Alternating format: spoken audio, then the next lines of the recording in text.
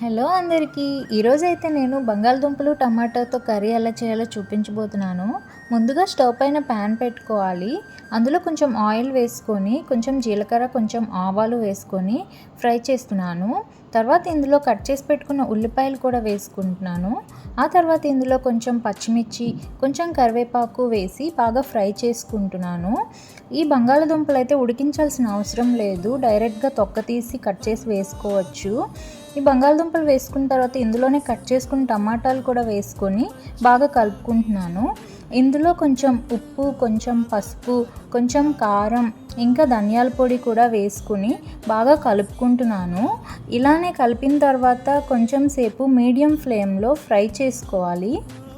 ఇదంతా బాగా ఫ్రై అయిపోయాక కర్రీకి సరిపడా వాటర్ వేసుకొని మూత పెట్టుకొని కాసేపు ఉడికించుకుంటే మన కర్రీ అనేది రెడీ అయిపోతుంది. చివరిగా కొత్తిమీర వేసుకోవాలి. నా వీడియో నచ్చితే లైక్ చేయండి, షేర్ చేయండి. ఇలాంటి వీడియోస్ కోసం నా ఛానల్ని సబ్స్క్రైబ్ చేయండి. Thank you. Bye bye.